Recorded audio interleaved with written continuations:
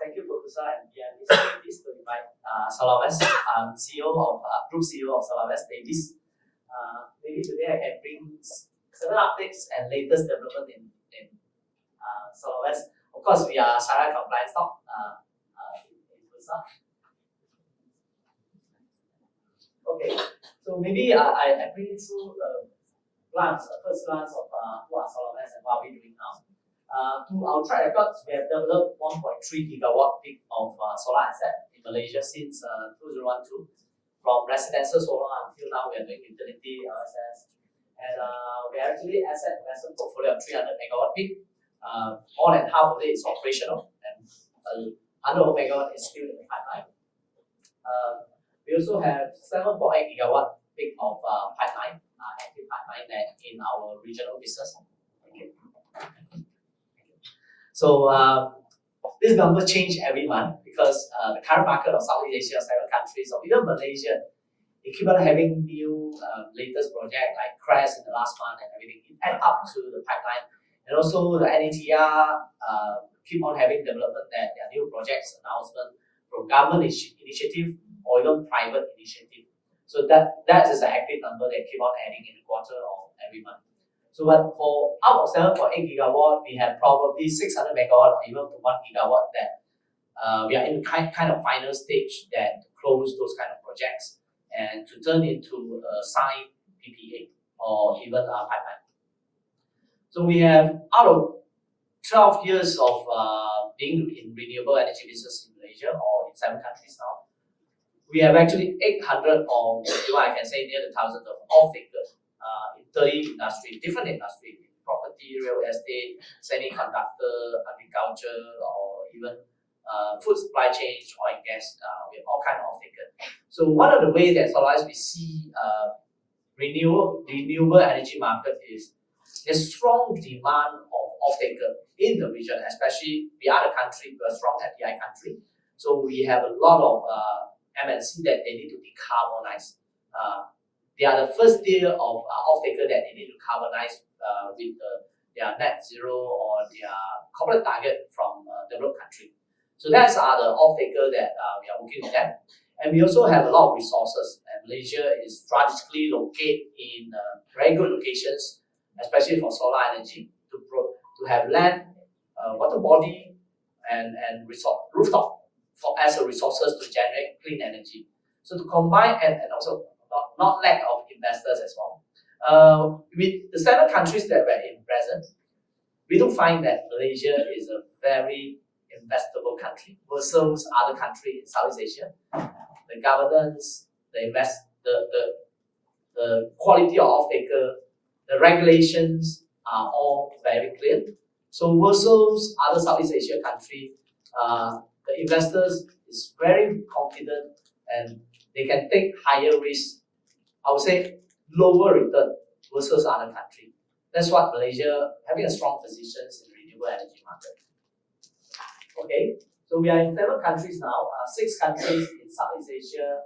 Our tier 1 country now is actually Taiwan, Vietnam, and Philippines, which we're having quite most of the active pipelines outside Malaysia. I would say I think I approximately have about 3.5 gigawatts for Malaysia pipeline. So Malaysia still remain our stronghold and focus country with multiple programs that running. And the tier 2 countries will be the Indonesia, Singapore, and also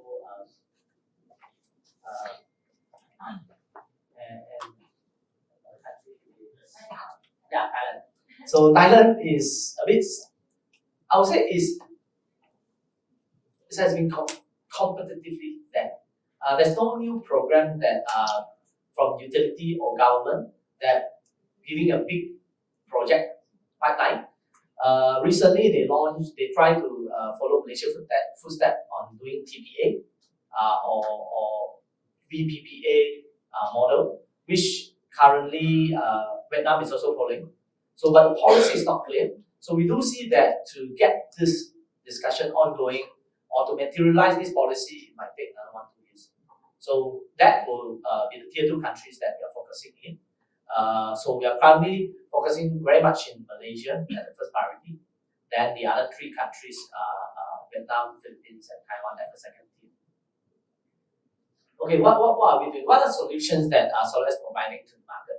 In fact, it's a full-fledged of clean energy ecosystem or solutions. So we do project development as a driver of the clean energy ecosystem. So whether there's a PPA, there's a CapEx project, or a different clean energy asset, we identify off-taker, or resources, site and lands, and to start to do feasibility and study how we can develop a clean energy concessions model or CapEx project, or that's by the policy of the country or in the regulations.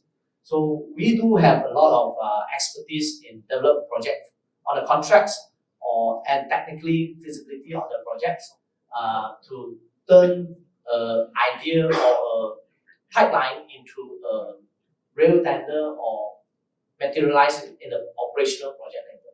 So of course, then we develop the projects, then we start to secure financing. Of course, after that, if we sign the PPA or after we do the financial closure, we'll involve in the design, engineering, constructions, and also operate the asset after that. And if our own asset, we also will be benefited from the sales of electricity. The model that we are doing now is actually our value propositions will more to in development and engineering and then operating the asset. In the long run, we will not become an asset company. We will have partially or the target in the short term of 3 to 5 years that we will be in a 30% of asset company in the whole profit of the company. So we will not become a 100% asset company. As you know, a lot of energy or clean energy asset company that they heavily invested in the renewable energy asset, which they are most of the time they are majority they are in the investment. So we'll be part of it because our value propositions, the anchor of the business is the asset, but our main of our income will coming from engineering or development of the asset. So a few market segments that we are involving in utility, of course, is a big chunk of in the market, usually the ballpark number is 60-70% of clean energy projects will be utility scale. The 20% will be commercial industrial. That's where we are mainly in the generations business, the clean energy project generations. Then also, of course, we are also riding on the wave of green data center. We are not doing the data center business. We are not constructing data center. But we are providing clean energy access or projects to go with green data center wave in this round. So to the knowledge that we understand from the government now, there are probably 10 to 15 gigawatt of data center is coming out in the pipeline. So there are for sure certain data center players that, especially the RE100 data centers, hyperscale data centers, they will want availability of the clean energy access after that. I do see that this surge of power demand is not, the surge of clean energy demand is not coming immediately, but they want you to have a pipeline. Okay, in 2026, 2027, will I have what kind of capacity of clean energy?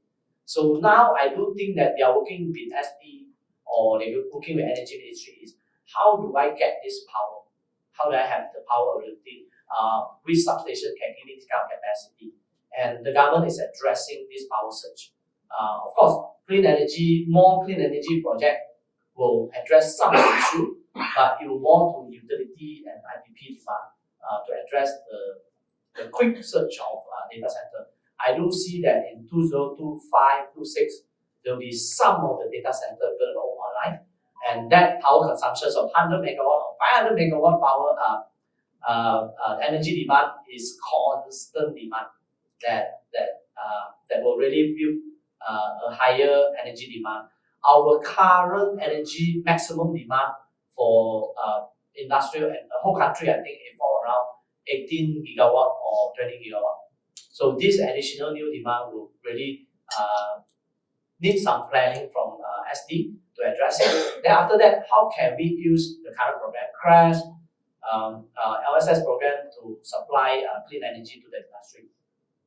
Okay, so we also do certain serve our corporate MNC or some of the semiconductor client with the energy efficiency, we do energy audit. So I will see that is mostly to support our clean energy transition, to let them know how can you use RE to decarbonize and what is the energy efficiency project that we can do as well. And we also serve them to help them to sell their RECs or carbon credit if they don't need it, or buy more RECs and carbon credit if they need it to decarbonize themselves. So most of the clients or taker that we're dealing with, they have this kind of service needed, buy and sell on the environmental attributes. As part of strategic directions, we are also developing our capability, our solutions to provide green hydrogens. We are working with Sarawak now to look into the green hydrogen roadmap. That how are they? What is the roadmap? How much of clean energy source they need to start to produce pilot projects for green hydrogen?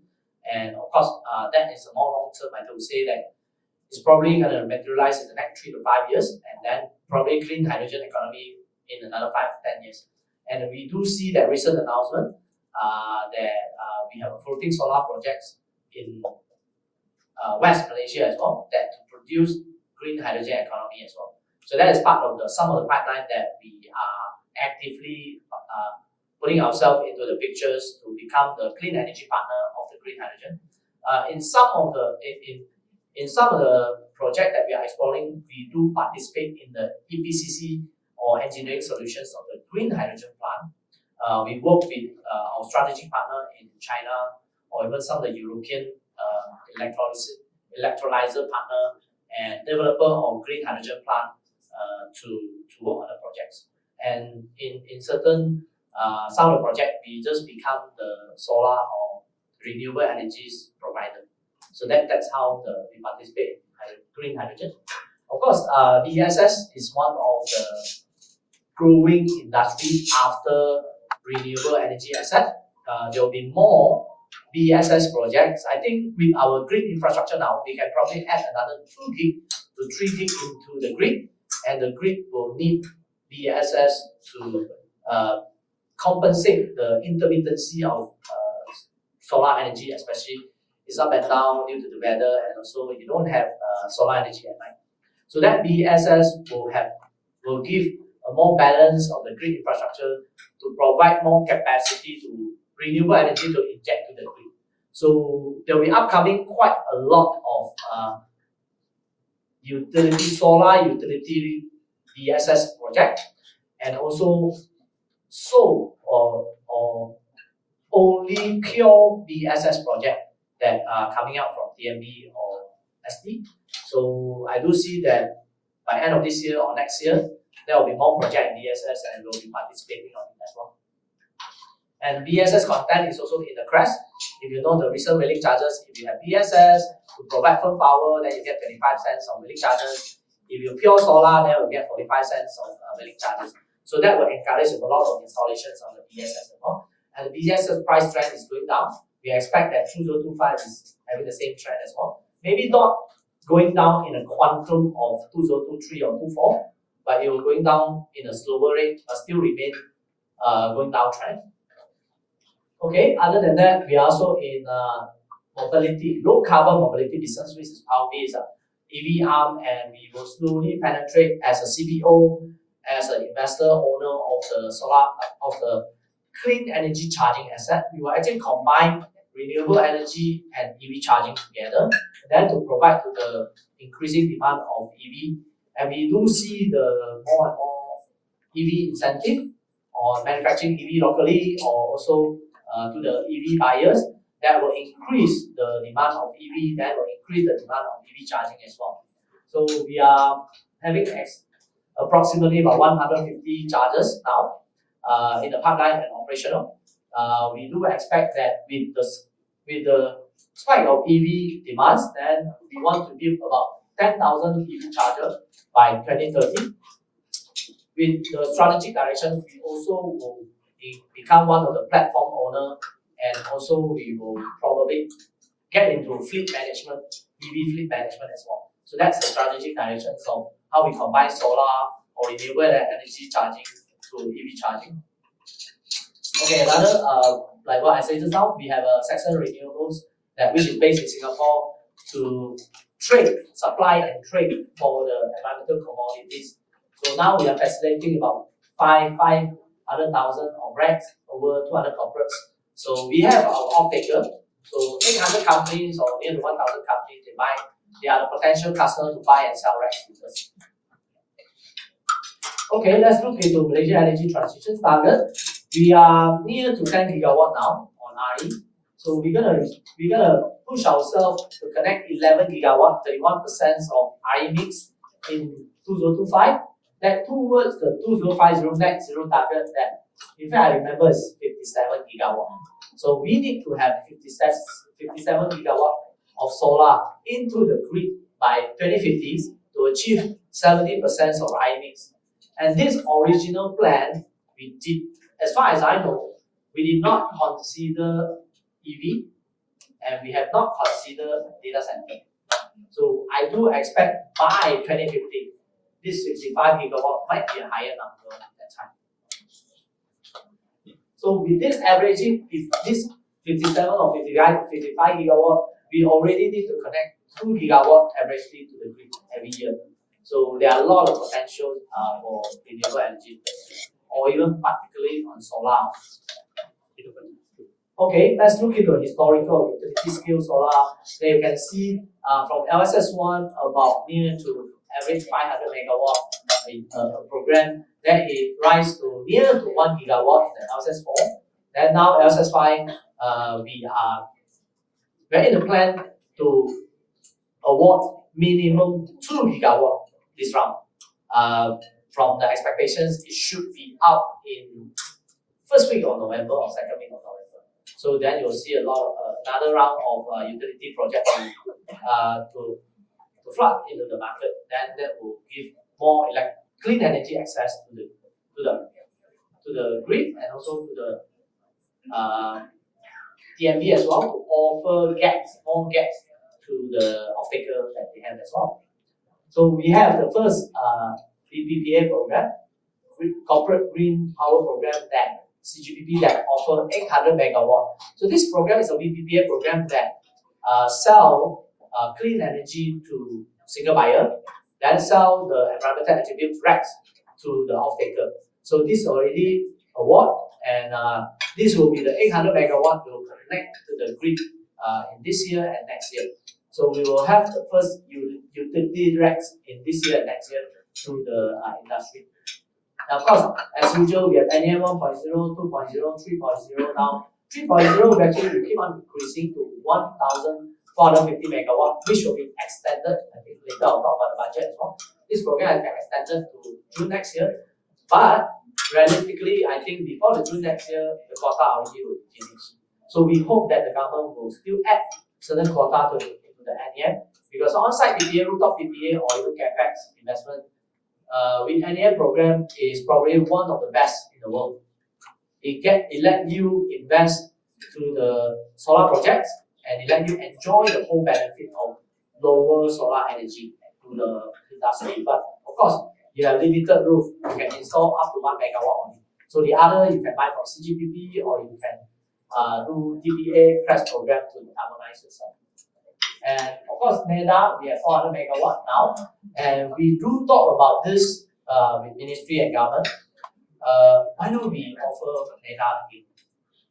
It's a half liberalized program, and let the market to decide whether they want to buy from NEDA, and let the investor to decide if they want to invest on NEDA program. So, but we're still talking about it. With the increasing demand of data center, data market is one of the options to drive more renewable energy contracts. Okay, latest, we know last month we have CREST. It's an open energy market TPA model. The waiting charges is 25 cents and 45 cents. It's not really good pricing. A lot of takers not taking this up because somehow it doesn't give them a cheaper energy cost. But we do expecting some program fine-tuning will happen with the conversations roundtable with the ministry recently. Let's see how it goes. But the take-up rate is a bit slow now. There's not many people react to that. But also we heard that the tariff review will be in January, and I think that there will be some adjustment from the tariff. Then it will make the CRES look a bit more attractive that time. Then the market will respond to it. I'm quite sure the market will respond to it. So, but one of the problem of CRES is it only allows you to address new demand, not the existing demand. So this is also one of the requests that we talk to the ministry and government. We should let the existing demand, existing consumptions to decarbonize as well. Not only give to the new data center, adding a new factory. That is not fair to the current demand of the industry that they need to decarbonize themselves urgently. Next, more further a bit, energy that we talk about cross-border electricity sales to Singapore. The premium market is minimally, I think the pilot is 300 megawatt supply. Then we're talking about 1 gigawatt supply, and probably it will go to 2 gigawatt of supply to Singapore.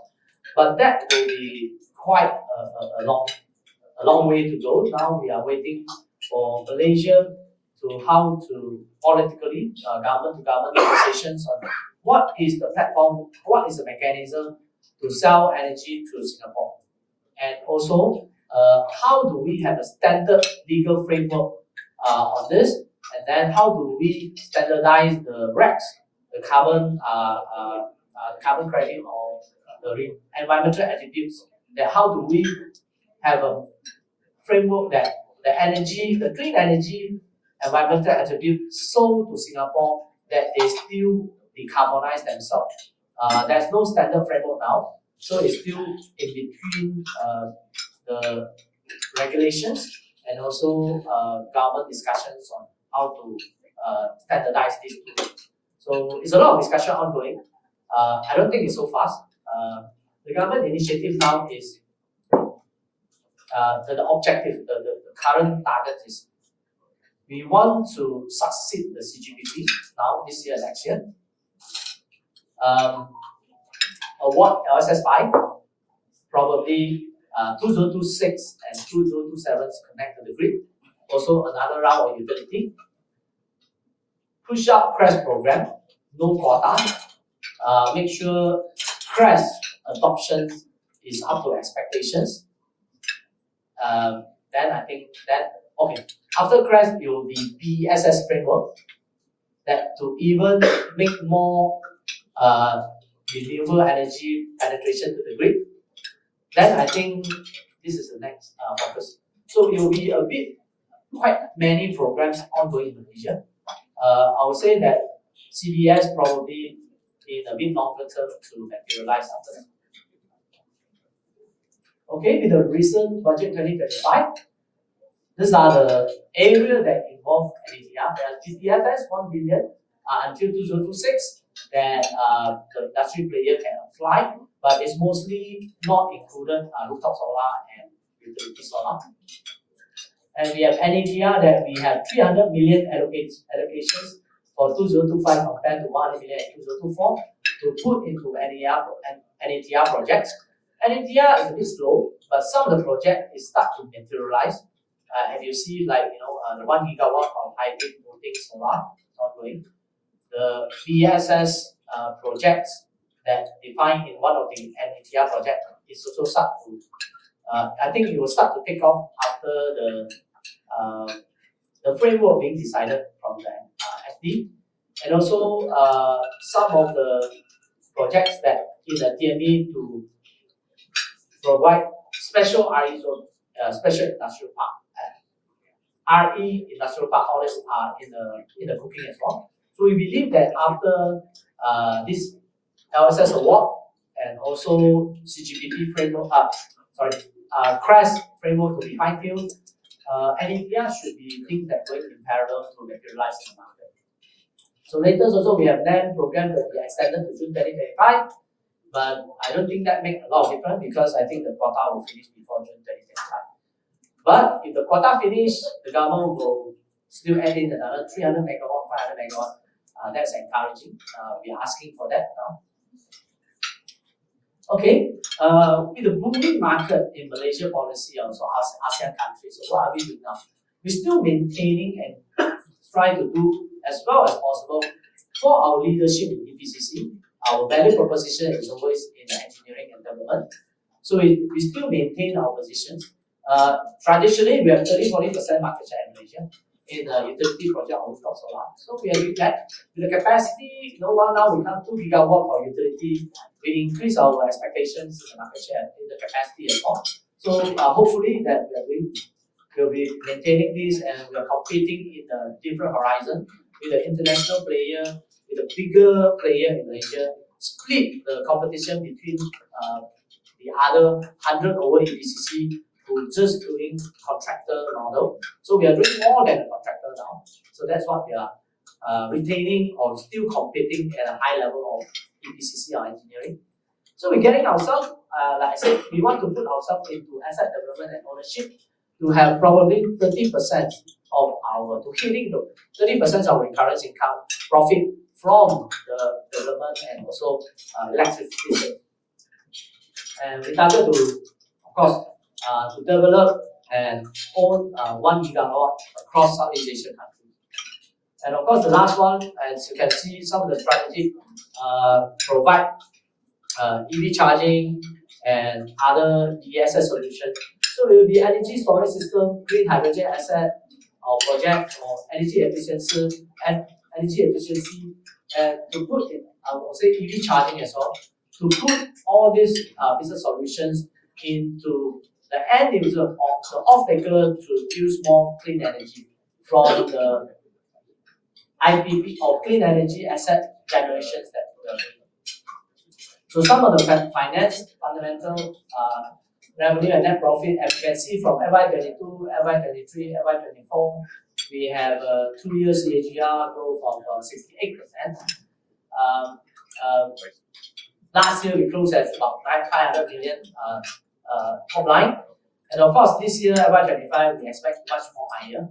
It's gonna be a quadruple as well with the pipeline that we are having on CGPP and bigger capacity in rooftop market as well.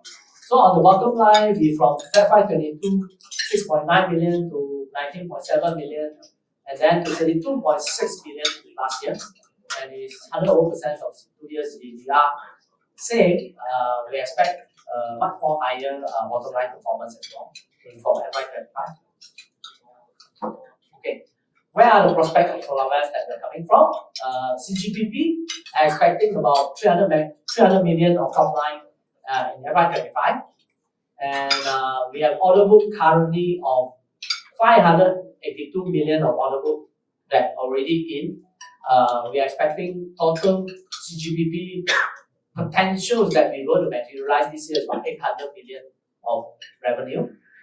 That's about 380 megawatt peak of solar installation in this year and next year, which will be fall into FY25. CNI project, same. In fact, this is a minimum number, a conservative number, that 200 million order book, or even some additional asset will be in our own asset investment. It won't be materialized as our EPCC contract. So I do expect this will fall into 200 million of rooftop projects. So in LSS5, that will be part of FY25 or FY26. I'll say mostly FY26 pipeline. We submitted 1.4 gigawatt of tender, and of course the award will be in early of November. So we do expect that we will have some success in the tender for LSS5 as well. Okay, whole tender book is about 7.5 gigawatt. Malaysia is 5.7. It's actually, I thought it's 3.5. Maybe we add CREST into that. So we have about 5 gigawatt of pipeline in Malaysia. So we target still penetrating to overseas the 6 other countries to have maybe 200 megawatt of overseas project in FY25. But I do expect in 2 or 3 countries that we are penetrating, we will have fundamental performance coming in FY25 and then FY26. So Brunei is not directly inside our overseas projects portfolio, but we do have project tender actively ongoing in the country, and we do expect some of the project award will happen in in recent 1-2 years. The whole pipeline for Brunei is about near to 200 megawatt. It's not big in terms of regional, but it's one of the potential projects in our final stage to sign up as well in Brunei. So other than Brunei, that we are using Solarvest Borneo, which is working in Sabah, Sarawak, and Kalimantan potential market, and we are serving Brunei as well. So other than that, will be the 7 countries that we are including Malaysia. Okay, so to continue the story, we are building our strong portfolio in asset development and ownership on clean energy asset. It's not only in solar only. In fact, we are exploring wind and mini hydro in some other countries in Southeast Asia, especially in Taiwan, Philippines, and Vietnam on wind. Some of the mini hydro projects in Laos as well. Laos, Cambodia has a rich hydro country. So these are the alternative clean energy assets that we are exploring. Continue to expand our sustainable solutions, EV charging, battery storage, energy efficiency, to continue to build a more stickiness or more supplementary services to our clean energy customer. And the support government initiative. As a 10 countries that we are in the market, clean energy business is a very policy-driven business. So we follow where the policy goes. Now, the example, the Vietnam has strong EPPA model coming. So we follow this trend and we're putting more resources into building EPPA contracts in Vietnam. Same to Malaysia, very strong. It's always very strong since the 5-10 years. So we continue to build stronger resources to support the growth. But we usually, and our strategy is follow the government policy. When you have strong policy growth, we'll put more resources into that continent, that country to generate the pipeline from there. Of course, with all of you know, solar panel is having the lowest price now. Then fortunately, in the insightful market outlook just now, Malaysia also EST with a strong trend. We expect that it will be good that it will go down to 3.7 to 3.8. That will give us a very favorable cost advantage to produce to have a lower ringgit LCOE in the clean energy asset. So we are much more better from last time 4.8 to go to 4.1, 4.2 or 4.3 now to have a better costing in our LCOE ringgit. If it's going to go down to 3.8 or 3.7, it will advantage from ringgit. At least half of the cost of the solar panel system is in USD or even renminbi. So we also perform not bad, also renminbi. So overall, I think the foreign exchange took advantage recently, and we do expect the panel price to stay low. The supply and demand adjustment is still ongoing from this year and next year. It's not going to be so fast to settle down. The gap of supply, few hundred gigawatt of global supply, oversupply, is still ongoing. So we did expect that the market adjustment will still happen next year, and the price shouldn't go up yet at the moment. Okay, we have questions, and that's all I have for telling you more about Solarvest development recently. Thank you.